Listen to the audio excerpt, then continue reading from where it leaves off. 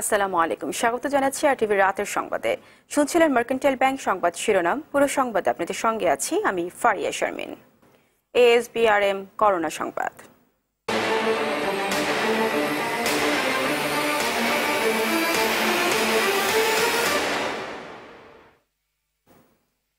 এবার বিস্তারিত। Corona virus চিকিৎসায় অন্যান্য দেশের মতো আজ থেকে বাংলাদেশেও পরীক্ষামূলকভাবে প্লাজমা থেরাপি শুরু হয়েছে। সকালে ঢাকা মেডিকেল কলেজ হাসপাতালে কোভিড-19 থেকে সুস্থ হওয়া 3 চিকিৎসক তাদের রক্তের প্লাজমা দেন। প্রথম পর্যায়ে 45 জন রোগীর উপর এই কার্যকারিতা পরীক্ষা করা হবে। সফল হলে চলবে আনুষ্ঠানিক প্রয়োগ। শরীয়ত খানের রিপোর্ট। রক্ত থেকে সাদা ও লাল কণিকা আর প্লাটিলেট সরিয়ে নিলে হলুদ বর্ণের যে তরল অবশিষ্ট থাকে সেটি প্লাজমা। এতে মূলত থাকে অ্যান্টিবডি। রক্তে প্লাজমা থাকে 55 ভাগ। কোভিড-19 আক্রান্ত হয়ে যারা সুস্থ হয়েছেন তাদের শরীরের প্লাজমা অসুস্থদের শরীরে প্রয়োগ করে সুস্থ করে তোলাই প্লাজমা থেরাপির উদ্দেশ্য। এই পদ্ধতি প্রয়োগ করে রোগীরা সুস্থ হয়ে ওঠায় চীন, ভারত, যুক্তরাষ্ট্র, যুক্তরাজ্য সহ বিশ্বের অনেক দেশে প্লাজমা থেরাপি শুরু হয়েছে। বাংলাদেশে গত মাসে প্লাজমা থেরাপি প্রয়োগের জন্য প্রাথমিকভাবে গবেষণা প্রকল্প হাতে নেয়। তারই ফল হিসেবে শনিবার ঢাকা মেডিকেল কলেজে পরীক্ষামূলকভাবে এর কার্যক্রম শুরু হলো। আশা করা যায় আমরা এই সপ্তাহের মধ্যেই এই প্লাজমা থেরাপি রোগীর শরীরে প্রয়োগ করতে পারবো। এর জন্য আমাদের বড় চ্যালেঞ্জ হলো ডোনার সংগ্রহ করা, যাতে সবাই এগিয়ে আসেন যারা ইতিপূর্বে কোভিড থেকে আক্রান্ত হয়ে বর্তমানে সুস্থ হয়েছেন। বাংলাদেশে প্লাজমা দেয়া প্রথম ব্যক্তি ঢাকার শহীদ সোহরাওয়ার্দী মেডিকেল কলেজ হাসপাতালের চিকিৎসক দিলদার হোসেন বাদল। এটা ব্যাপারটা হচ্ছে যে আমি মনে করি যে আমার করোনা হয়েছিল, আমি কোভিড আক্রান্ত চিকিৎসক, এবং আমার এক ব্যাগ প্লাজমা দিয়ে যদি আরো 1-2 জন মানুষ যদি উপকৃত হয়, ভালো হয়, এটা অবশ্যই আমার জন্য অনেক বড় একটা অ্যাচিভমেন্ট। প্রথম দিন মিটফোর্ড হাসপাতালের চিকিৎসক পিয়াস এবং কুয়েত মঞ্চি হাসপাতালের আতিয়ার রহমানও প্লাজমা দিয়েছেন। প্রাথমিকভাবে এই হাসপাতালে চিকিৎসাধীন 45 জন গুরুতর অসুস্থ করোনা রোগীর উপর তা প্রয়োগ করা হবে। আমরা এটা একটা ক্লিনিক্যাল ট্রায়াল দিব। আমরা যে সমস্ত রোগী অবস্থা খুবই সংকটাপন্ন, তাদেরকে বিশেষ করে যারা আইসিইউতে রয়েছে, মরণাপন্ন অবস্থায় আছে, তাদের চিকিৎসার জন্য এই প্লাজমাটি ব্যবহার করার সম্ভাবনা রয়েছে। আমরা এই ব্যাপারে আমাদের বিএমআরসি এবং আমাদের স্বাস্থ্য মন্ত্রণালয়ের যথাযথ অনুমোদন প্রাপ্তি সাপেক্ষেই আমরা এগুলো রোগীর মাঝে এগুলো আমরা প্রয়োগ করব। এটা নিয়ে রিসার্চ করবেন, দেখবেন একটা গ্রুপকে ওনারা প্লাজমা দিবেন আর একটা গ্রুপকে প্লাজমা দিবেন না, দেওয়ার পরে ওনারা কম্পেয়ার করবেন এবং ওনারা খুব দ্রুত করবেন। এটা খুব দ্রুত করতে হবে, তার কারণ আমাদের সামনে অনেক রুগী আসতেছে। যদি এটা ইফেক্টিভ হয় তাহলে আমরা এটা প্রয়োগ শুরু করে দিব। আমরা এখানে চীন থেকে ছড়িয়ে পড়া ভাইরাসটিতে এরই মধ্যে বিশ্বে 3 লাখেরও বেশি মানুষের মৃত্যু হয়েছে। এখন পর্যন্ত এর প্রতিষেধক আবিষ্কার না হলেও প্লাজমা থেরাপি প্রয়োগ করে এর চিকিৎসায় মোটামুটি সফলতা পাওয়া গেছে। শরীয়ত খান, আরটিভি, ঢাকা। 300 ছাড়ালো দেশে কোভিড-19 মৃতের সংখ্যা। 24 ঘন্টায় নতুন 16 জন যোগ হয়ে মোট মৃতের সংখ্যা এখন 314। একই সময়ের মধ্যে সারা দেশে নতুন করে আক্রান্ত হয়েছে 930 জন। দুপুরে স্বাস্থ্য অধিদপ্তরের নিয়মিত ব্রিফিংয়ে এসব তথ্য তুলে ধরা হয়। এদিকে রাজধানীর আনোয়ার খান মডার্ন হাসপাতালকে করোনা হাসপাতাল হিসেবে উদ্বোধন করে স্বাস্থ্যমন্ত্রী জানান, চলতি মাস থেকেই দৈনিক 10,000 নমুনা পরীক্ষা সম্ভব হবে। মারুফ রেজা জানাচ্ছেন বিস্তারিত। গেল 24 ঘন্টায় 6,782টি নমুনা পরীক্ষা করে কোভিড-19 ধরা পড়েছে 930 জনের দেহে। আর এ নিয়ে মোট আক্রান্তের সংখ্যা হল 20,995 জন। একই সময়ের মধ্যে মারা গেছেন 16 জন, যার 12 জনই ঢাকার। এ পর্যন্ত শনাক্ত 20,995 জন। গত 24 ঘন্টায় মৃত্যুবরণ করেছেন 16 জন এবং এ পর্যন্ত মৃত্যুবরণ করেছেন 314 জন। এবং এই 16 জনের মধ্যে সকলেই পুরুষ। বয়স বিশ্লেষণে আমরা দেখছি 71 থেকে 80 বছরের মধ্যে 1 জন, 61 থেকে 70 বছরের মধ্যে 3 জন, 51 থেকে 60 বছরের মধ্যে 6 জন এবং 41 থেকে 50 বছরের মধ্যে 5 জন, 31 থেকে 40 বছরের মধ্যে 1 জন। করোনা থেকে গেল 24 ঘন্টায় সুস্থ হয়েছেন 235 জন। মোট মিলিয়ে যে সংখ্যা এখন 4,117। গত 24 ঘন্টায় নতুন করে আইসোলেশনে এসেছেন 349 জন, ছাড় পেয়েছেন 51 জন। বর্তমানে আইসোলেশনে আছে 3,046 জন। এ পর্যন্ত ছাড় পেয়েছেন 1,530 জন। এদিকে ধানমন্ডির আনোয়ার খান মডার্ন হাসপাতালকে করোনা হাসপাতাল হিসেবে উদ্বোধন করেন স্বাস্থ্যমন্ত্রী। এ সময় দিনকে দিন করোনা সংক্রমণের সংখ্যা বেড়ে যাওয়ায় হতাশ জানান তিনি। 40টি ল্যাব, 42টি ল্যাব কাজ করছে।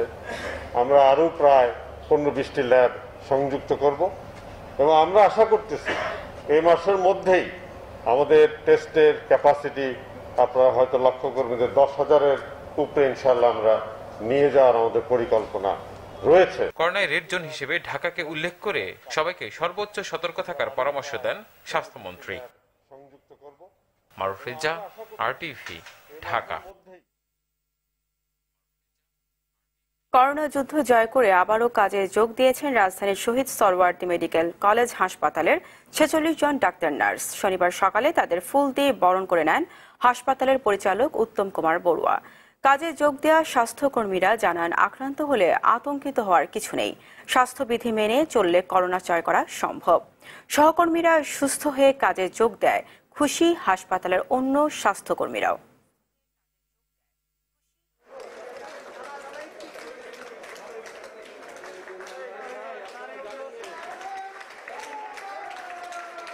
আজকে 46 জন ডাক্তার, নার্স এবং কর্মচারী আবার নতুন করে কাজে যোগ দিয়েছে। তারা সকলেই 2 বার করে নেগেটিভ হয়েছে। আমরা অত্যন্ত আনন্দিত এবং তারা আজকে কর্মে যোগদান করেছে, কাজে যোগদান করেছে। আমরা ফুল দিয়ে এবং একটি মাস্ক দিয়ে তাদেরকে আজকে আনুষ্ঠানিকভাবে বরণ করে নিয়েছি। করোনার প্রভাবে চলতি বছর স্কুলের বার্ষিক পরীক্ষা নাও হতে পারে। বিশেষজ্ঞরা সিলেবাস ঠিক রেখে এই বছরের শিক্ষাক্রম পরবর্তী বছরের সাথে সমন্বয়ের পরামর্শ দিয়েছেন। সেক্ষেত্রে এই বছরের বার্ষিক পরীক্ষা আগামী বছরের মার্চে অনুষ্ঠিত হতে পারে। তবে এইসব ব্যাপারে এখনো চূড়ান্ত সিদ্ধান্ত নেয়নি শিক্ষা মন্ত্রণালয়। শরীয়ত খানের রিপোর্ট। করোনার মহামারীর কারণে গত 16 মার্চ থেকে বন্ধ রয়েছে দেশের সব শিক্ষা প্রতিষ্ঠান। স্থগিত করা হয়েছে উচ্চ মাধ্যমিক ও সমমানের পরীক্ষা। ক্লাসের নিয়মিত পরীক্ষাগুলো নেওয়া সম্ভব হয়নি। এইচএসসির রুটিন ঘোষণাও পিছিয়ে দেওয়া হয়। শিক্ষা প্রতিষ্ঠান কবে খুলবে তাও নিশ্চিত করে বলা যাচ্ছে না। এমন পরিস্থিতিতে চলতি বছরের শিক্ষা কার্যক্রম শেষ করা নিয়েই চিন্তিত বোর্ড কর্মকর্তারা। করণীয় ঠিক করতে বিশেষজ্ঞদের দায়িত্ব দেওয়া হয়। শিক্ষার্থীদের ক্ষতি পুষিয়ে নিতে 2টি বিকল্পের কথা ভাবছেন নীতি নির্ধারকরা। পরিস্থিতি স্বাভাবিক হলে দ্রুত শিক্ষা প্রতিষ্ঠান খুলে সব ছুটি বাতিল করে নির্ধারিত সময়ে সিলেবাস শেষ করা, অথবা চলতি শিক্ষাবর্ষ ডিসেম্বরের পরিবর্তে আগামী বছরের মার্চ পর্যন্ত বৃদ্ধি করা। শিক্ষার্থীদের অতিরিক্ত চাপ না দিয়ে দ্বিতীয় পরিকল্পনায় মত দিয়েছে জাতীয় শিক্ষাক্রম ও পাঠ্যপুস্তক বোর্ড NCTB। তাদের মতে অর্ধেকেরও কম সময়ে পুরো সিলেবাস শেষ করা সম্ভব না। আর সিলেবাস সংক্ষিপ্ত করলে পরবর্তী ক্লাসে গিয়ে সমস্যায় পড়বে শিক্ষার্থীরা। তাই 2021 সালের মার্চ পর্যন্ত বর্তমান শিক্ষাবর্ষ সম্প্রসারণ করা হতে পারে। সেক্ষেত্রে পরবর্তী শিক্ষাবর্ষ 12 মাসের পরিবর্তে 9 মাস হবে। যেহেতু করোনার বিষয় আমরা বুঝতে পারছি না কতদিন পর্যন্ত আমাদেরকে লকডাউন অবস্থায় থাকতে হবে, এই সময়টাকেও ব্যবহার করতে হবে কার্যকরভাবে। কিভাবে অনলাইনে আমরা ছাত্রদের শিক্ষা দান করতে পারি। এই লকডাউন হওয়ার ফলে আমরা শিক্ষা থেকেও লকডাউন হয়ে যাব, এটা মোটেই কাঙ্ক্ষিত নয়। সমন্বয় করে কিভাবে আমরা নতুন করে স্কুল ক্যালেন্ডার চালু করব, কিভাবে শিক্ষার্থীদেরকে স্বাস্থ্য ঝুঁকি থেকে সরিয়ে তাদেরকে নিরাপদে আবার তাদের শ্রেণীকক্ষে ফিরিয়ে আনতে পারবো, সবকিছু পুনর্বিবেচনা করতে হবে। ক্ষতি হয়েছে সেটা আমরা পুষিয়ে নিতে হয়তো রাতারাতি পারবো না, কারণ জ্ঞান একবার হাত থেকে ছাড়া হয়ে গেলে এটা পুষিয়ে নেওয়াটা একটু কঠিন হয়। সে কারণে আমরা বলবো যে আমি আশা করি যে এই ঈদের বন্ধের পরে যতটুকু সম্ভব কলেজ বিশ্ববিদ্যালয় স্কুলগুলো চালু হবে। অনলাইন ব্যবস্থা একটা চালু আছে, আমরা ধীরে ধীরে ক্লাসে ফিরতে চাই। তবে স্বাস্থ্যবিধি মেনে শিক্ষা প্রতিষ্ঠান খোলা যেতে পারে বলে মনে করেন কেউ কেউ। ক্লাসে ওই দূরত্বটা বজায় রেখে ক্লাস টেবিল চেয়ারগুলো আমরা সেভাবে সাজাতে পারি, সেগুলো খুব সমস্যা হওয়ার কথা না। সবকিছু চিন্তা ভাবনা করে আবার শিক্ষা প্রতিষ্ঠান খোলা যেতে পারে, সেটা পুরোটাই নীতি নির্ধারকদের উপরে নির্ভর করবে। তারা কিভাবে বিষয়টি পরিমাপ করবেন এবং কিভাবে ধীরে ধীরে এগোবেন। বিশেষজ্ঞদের মতামত পর্যালোচনা করে চলতি বছরের শিক্ষাক্রম ও বার্ষিক পরীক্ষার ব্যাপারে দ্রুত সিদ্ধান্ত নেওয়া হবে বলে জানিয়েছে শিক্ষা মন্ত্রণালয়। শরীয়ত খান, RTV, ঢাকা। সামাজিক দূরত্ব না মেনেই রাজধানীতে চলছে ঈদের কেনাকাটা। তাই উৎসব উপলক্ষে ব্যাপক হারে করোনা ভাইরাস ছড়িয়ে পড়ার আশঙ্কা তৈরি হয়েছে। এদিকে সীমিত আকারে দোকান খুললেও বেচা কেনায় মন্দার কথা জানান ব্যবসায়ীরা। আশিকুল আলমের রিপোর্ট জানাচ্ছেন জাহিদ রহমান। করোনা সংক্রমণের মধ্যে অর্থনীতি সচল রাখার স্বার্থে স্বল্প পরিসরে ঈদবাজার খোলা রাখার অনুমতি দেয় সরকার। তবে শর্ত ছিল শারীরিক দূরত্ব সহ স্বাস্থ্যবিধি মানার। যদিও রাজধানীর বাজার ঘুরে কম মানুষকে নিয়ম মানতে দেখা গেছে। ক্রেতারা একে অপরের থেকে কিংবা বিক্রেতার সাথে 3 ফিট দূরত্ব মানছেন না। যার জরুরি প্রয়োজন থাকলে আসেন, নাইলে আসে না। যেমন আমার প্রয়োজন আছে দিকে আমি বেরিয়েছি, নাইলে বেরোতাম না। বাচ্চাদের সেফ রেখে আমি কেনাকাটা করছি। এদিকে আশানুরূপ ক্রেতা না পেয়ে হতাশ অনেক ব্যবসায়ী। তারা বলছেন জীবনের ঝুঁকি নিয়ে দোকান খুললেও এখন বেচা বিক্রি নিয়ে সংশয়ে তারা। বেচা কিনা খুবই কম, যে কাস্টমার তো ভয়ে আসে না। আমি এমনি মনে আমার এমনি বেচা কিনি নাই, মনে করেন যে এমনি হাজিরা লইয়া গেলে আমার বাড়তে চুলে উঠে। ক্রেতা সমাগম কম থাকায় রাজধানীর বড় মার্কেটগুলোতে বেচা কেনা নেই বললেই চলে। দোকান মালিকরা তাকিয়ে আছেন সরকারের দিকে। জাহিদ রহমান, RTV, ঢাকা। করোনায় লকডাউন উপেক্ষা করে মুন্সিগঞ্জের শিমুলিয়া কাঁঠালবাড়ি নৌরুটে যাত্রীদের চাপ বেড়েছে। সকাল থেকে শিমুলিয়া ঘাটে দেখা যায় ঈদে ঘরমুখ মানুষের ঢল। দক্ষিণাঞ্চল থেকে ঢাকামুখী যাত্রীর তুলনায় ঢাকা ছেড়ে যাওয়া যাত্রীর সংখ্যাটাই বেশি ছিল। গাদাগাদি করে ফেরি পার হচ্ছেন তারা। এতে করোনা সংক্রমণের ঝুঁকি বাড়ছে। এদিকে ঘাটে পারাপারের অপেক্ষা রয়েছে ছোট বড় 5 শতাধিক যানবাহন। ঘাট কর্মকর্তা শাফায়াত হোসেন জানান, এই রুটে লঞ্চ ও স্পিড বোট বন্ধ থাকায় ফেরিতে চাপ বেড়েছে। তারা 12টি ফেরি সচল রেখেছেন। যাত্রীদের বাড়তি চাপের কারণে ঘাটের কর্মকর্তা কর্মচারীরাও করোনার শঙ্কায় রয়েছেন।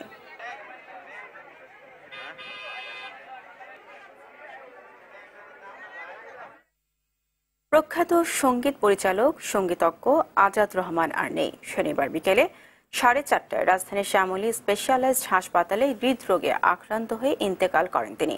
মৃত্যুকালে তার বয়স হয়েছিল 76 বছর। গুণী এই মানুষের মৃত্যুতে রাষ্ট্রপতি আব্দুল হামিদ ও প্রধানমন্ত্রী শেখ হাসিনা শোক জানিয়েছেন। শুক্রবার হঠাৎ অসুস্থ হয়ে পড়লে আজাদ রহমানকে হাসপাতালে ভর্তি করা হয়। এরই মধ্যে আজ বিকেলে না ফেরার দেশে চলে যান তিনি। মৃত্যুকালে আজাদ রহমান স্ত্রী এবং 3 মেয়ে রেখে গেছেন। জন্ম আমার ধন্য হলো মাগো, ভালোবাসার মূল্য কত সহ বহু গানের সঙ্গে জড়িয়েছিলেন আজাদ রহমান। জাতীয় চলচ্চিত্র পুরস্কারপ্রাপ্ত বরেণ্য সঙ্গীত পরিচালক আজাদ রহমান 1944 সালের 1 জানুয়ারি পশ্চিমবঙ্গের বর্ধমান জেলায় জন্মগ্রহণ করেন। তিনি রবীন্দ্র ভারতী বিশ্ববিদ্যালয় থেকে স্নাতক সম্পন্ন করেন। কলকাতার জনপ্রিয় বাংলা ছবি মিস প্রিয়ংবদার সঙ্গীত পরিচালনা দিয়ে চলচ্চিত্রের গানে তার পথ চলা শুরু।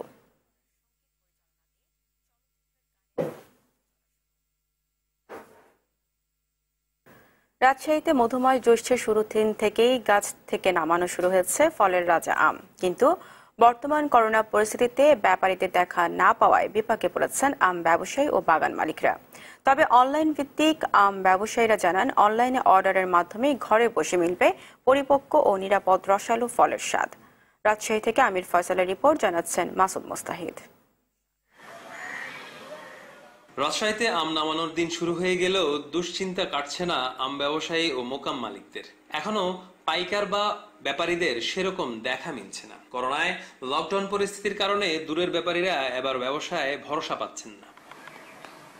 এমন পরিস্থিতিতে এগিয়ে এসেছে অনলাইন ভিত্তিক আম ব্যবসায়ীরা। করোনার ঝুঁকি কমাতে সরাসরি বাগান থেকে আম নিরাপদভাবে প্যাকেটজাত করে কুরিয়ারের মাধ্যমে ক্রেতাদের ঘরে পৌঁছে দিবেন তারা। বাগান থেকে আম পাড়ার পরে বিভিন্ন আড়তদার বা যেমন বিভিন্ন হাত ঘুরে যেন কাস্টমারের কাছে না যায়, সরাসরি বাগান থেকে কাস্টমারের কাছে পৌঁছানো যায়, সেই ব্যবস্থা নিয়ে কাজ করছি। করোনার কারণে যে তারা আসবে, তারাও আসতেছেন। তারা যদি আসে তাহলে আপনার দেখে 5 টাকা জিনিস 2 টাকা হোক বেচতে ভালো সুবিধা লাগবে। তারা আসছে না, তো বেচবো কার কাছে? এখন আম বেচতে পারবো কিনা তা সন্দেহ আছে।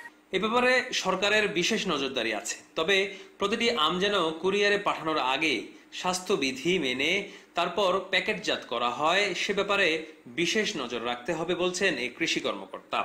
রাজশাহী থেকে প্রচুর পরিমাণ কুরিয়ারে আম যায়। এই কুরিয়ারে প্রত্যেকটা আম যেন স্বাস্থ্যবিধি মেনে যদি এই আমের প্যাকেজিং করে সেগুলো যদি বিভিন্ন এলাকায় পাঠানো সম্ভব হয় সেক্ষেত্রে নিরাপদ আম নিশ্চয়ই সবাই পাবেন। এদিকে সুষ্ঠু বাজারজাতকরণের লক্ষ্যে এবং ক্ষতিকারক কেমিক্যাল মুক্ত পরিপক্ক আম সরবরাহ নিশ্চিত করতে গাছ থেকে আম নামানোর সূচি সবাইকে মানতে হবে বলছেন জেলা প্রশাসক। কোন আম কখন নামাবে সেই সম্পর্কিত একটা সূচি আমরা ঠিক করে দিয়েছি। এবছর একটি বিশেষ পরিস্থিতি, করোনার কারণে আমাদের সকল ব্যবসায়ীকে আমরা অনুরোধ জানাচ্ছি যে তারা যাদের সাথে ব্যবসা করেন তারা পারস্পরিক যোগাযোগ করে চলে আসুক। আমরা এখান থেকে আম যে কোনো জায়গায় পরিবহনের যে বিষয়টি সেটি আমরা নিশ্চিত করব প্রশাসনের পক্ষ থেকে। এবছর রাজশাহীতে 17,686 হেক্টর জমিতে চাষ হয়েছে ফলের রাজা আম, আর উৎপাদনের লক্ষ্যমাত্রা নির্ধারণ করা হয়েছিল 2,10,947 মেট্রিক টন। দর্শক, যুক্তরাষ্ট্রে করোনা ভাইরাসের সর্বশেষ পরিস্থিতি জানাতে ফ্লোরিডা থেকে আমাদের সঙ্গে যুক্ত হচ্ছেন সহকর্মী নাজমুস সাকিব। সাকিব, কংগ্রেসে $3 ট্রিলিয়ন করোনা বিল পাশ হয়েছে, তো সিনেটে এটা টেকার সম্ভাবনা কতটুকু দেখছেন? এছাড়া বেকার ভাতা সহ অন্যান্য অনুদানের ব্যাপারে কি তথ্য আছে আপনার কাছে, জানাবেন। ধন্যবাদ ফারিয়া। যুক্তরাষ্ট্রের করোনা পরিস্থিতি মোকাবেলায় জনগণের সহায়তার লক্ষ্যে গতকাল রাতে হাউসে $3 ট্রিলিয়ন সাহায্যের যে বিলটি পাশ হয়েছে সেটাকে বলা হচ্ছে হিরোজ অ্যাক্ট 2020। এই বিলটি নানা কারণেই বেশ আলোচিত এবং গুরুত্বপূর্ণ। এই বিলটি হতে যাচ্ছে আগামী নভেম্বরের প্রেসিডেন্সিয়াল নির্বাচনের আগে সর্বশেষ করোনা সহায়তা বিল। কিন্তু আসলেই কি এই বিলটি বাধাহীনভাবে পাশ হয়ে বাস্তবায়ন হবে কিনা সেটাই প্রশ্ন হয়ে দেখা দিয়েছে। আপনি নিশ্চয়ই জেনে থাকবেন এই বিলটি পরবর্তী ধাপে রিপাবলিকান দলের সংখ্যাগরিষ্ঠ সিনেটে ভোটাভুটির জন্য যাবে এবং সেখানে রিপাবলিকান দলের বাধার মুখে এটি পাশ হওয়ার সম্ভাবনা খুবই ক্ষীণ। ইতিমধ্যে senate majority leader miss McNeil জানিয়েছেন এই বিলটি ডেমোক্রেটিক দলের এজেন্ডা বাস্তবায়ন করার বিল এবং এই বিলটি বর্তমান বাস্তবতার সাথে সামঞ্জস্যপূর্ণ নয়। অর্থাৎ সিনেটে উপস্থাপনের আগেই এই বিলটি রিপাবলিকান দলের বাধার মুখে পড়েছে। আমি দর্শকদের জানিয়ে রাখতে চাই এই বিলটিতে কি কি আছে। এই বিলে প্রায় $1 ট্রিলিয়ন সহায়তা রয়েছে এবং এর মধ্যে $1 ট্রিলিয়ন সহায়তা সরকার কাঠামো পরিচালনার জন্য, অর্থাৎ স্থানীয় সরকার কাঠামো পরিচালনার জন্য। সপ্তাহে অতিরিক্ত $600 বেকার ভাতা আগামী জানুয়ারি পর্যন্ত চালিয়ে নেওয়া যাবে এই বিল অনুযায়ী। তাছাড়া কর্মজীবীদের জন্য কর ছাড়, জনপ্রতি $1200 আর্থিক সহায়তা, শিক্ষার্থীদের জন্য $10,000 ফি ছাড় ইত্যাদি নানাবিধ সুযোগ সুবিধা প্রস্তাব করা হয়েছে এই বিলটিতে। অর্থাৎ দেখা যাচ্ছে সব শ্রেণী পেশার মানুষের সুযোগ সুবিধা মাথায় রেখেই এই বিলটি প্রণয়ন করা হয়েছে। কিন্তু ডোনাল্ড ট্রাম্পের রিপাবলিকান দলের সদস্যরা জানেন এই বিলটি যদিও সংখ্যাগরিষ্ঠ জনগণকে আর্থিকভাবে স্বাবলম্বী করবে, কিন্তু দীর্ঘমেয়াদী যুক্তরাষ্ট্রের ঋণের পরিমাণ এটি বেশ বাড়িয়ে দেবে। তাই এটি পাশ নিয়ে একটি সংশয় দেখা দিয়েছে এবং এই দুই দলের মাঝে অর্থাৎ ডেমোক্রেট এবং রিপাবলিকান দলের মাঝে একটা নেগোসিয়েশন হবে এবং তার উপরেই মূলত নির্ভর করবে এই বিলটি পাশ হওয়া বা না হওয়া। তো এই ছিল আমার কাছে সর্বশেষ ফারিয়া। ধন্যবাদ সাকিব আপনাকে। দর্শক, সুইজারল্যান্ডে জুরিক থেকে সরাসরি যুক্ত হচ্ছেন বাকি বিল্লা। বাকি, সুইজারল্যান্ডের সাথে প্রতিবেশী দেশগুলোর বর্ডার খুলে দেওয়ার পর জনজীবনে এর প্রভাব কতটুকু পড়েছে জানাবেন। ফারিয়া, আপনাকে ধন্যবাদ। সুইজারল্যান্ড কিন্তু আপনার এখানকার যে পার্শ্ববর্তী দেশগুলো আছে, বিশেষ করে অস্ট্রিয়া, ফ্রান্স এবং জার্মানির সাথে যে বর্ডার কিন্তু বিভিন্ন শর্ত সাপেক্ষে খুলে দিয়েছে এবং আগামী 15 তারিখে কিন্তু এখানকার যেই বর্ডার কিন্তু পুরোপুরি সেখানে খুলে দেবে। ইটালির সাথে যে বর্ডার ব্যবস্থা আছে সেখানেও কিন্তু ইটালি ঘোষণা দিয়েছে যে তারা আসলে জুনের 3 তারিখে সেই বর্ডার গুলো খুলতে যাচ্ছে। তবে সুইজারল্যান্ড কিন্তু এ ব্যাপারে এখনো কোনো সিদ্ধান্ত নেয়নি। এখানে ইটালি কেবলমাত্র ইউরোপিয়ান ইউনিয়নের সেই নাগরিকদের জন্যই তারা আসলে বর্ডার খুলতে যাচ্ছে। আপনি জানেন ইতিমধ্যে কিন্তু আজকে কিন্তু সুইজারল্যান্ডে 58 জন গত 24 ঘন্টায় আক্রান্ত, সেখানে জার্মানিতে কিন্তু 114 জন, অস্ট্রিয়াতে 192 জন এবং ইটালিতে 875 জন আক্রান্ত। এবং তারপরও কিন্তু এইখানে সেখানে সেই বর্ডার ব্যবস্থাগুলো কিন্তু এখানে আসলে খুলে দেওয়া হচ্ছে। তবে একটি জিনিস বিষয়, সেটি হচ্ছে এখানকার সুইজারল্যান্ডবাসীরা কিন্তু প্রচুর পরিমাণে বাজার সাধারণত এই পার্শ্ববর্তী দেশগুলোতে করে থাকে। এই বাজার ব্যবস্থার জন্য কিন্তু বর্ডার আসলে চালু এই মুহূর্তে নেই। এক্ষেত্রে কিন্তু অনেকে ইতিমধ্যে জরিমানা গুনেছেন। বাজার করতে হলে তাদের কিন্তু সেই 15 জুন পর্যন্ত অপেক্ষা করতে হবে। তবে এক কথা যেটা আমরা বলতে পারি সেটি হচ্ছে। ধন্যবাদ বাকি আপনাকে। দর্শক, জুরিক থেকে জানাচ্ছিলেন বাকি বিল্লা। দর্শক, করোনা ভাইরাস নিয়ে আতঙ্কিত হবেন না, সতর্ক হন, নিজে পরিচ্ছন্ন থাকুন, অন্যকে সচেতন করুন। এই সংকট মুহূর্তে প্রয়োজনীয় সব তথ্য নিয়ে আপনাদের পাশে আছে আরটিভির করোনা হেল্পলাইন সরাসরি সম্প্রচার হয় প্রতিদিন রাত 9টায়। করোনা নিয়ে আপনার জিজ্ঞাসা, প্রশ্ন, অভিযোগ, মতামত জানান অথবা আপনার সংক্ষিপ্ত প্রশ্ন অথবা বক্তব্য ভিডিও করে আপলোড করুন আরটিভির ফেসবুক পেজে। রাতের সংবাদ এই পর্যন্তই। RTV সবশেষ সংবাদ জানতে যে কোনো মোবাইল ফোন থেকে 24141 নম্বরে ডায়াল করুন। আর মোবাইল ফোনে সংবাদ দেখতে অ্যাপ স্টোর, গুগল প্লে বা উইন্ডোজ স্টোর থেকে ডাউনলোড করুন RTV অ্যাপস। এছাড়াও তাৎক্ষণিক ও বিনোদন সংবাদ জানতে বিশ্বের যে কোনো প্রান্ত থেকে ভিজিট করুন rtvonline.com, facebook.com/rtvonline ও youtube.com/rtvdigitals। ধন্যবাদ সবাইকে।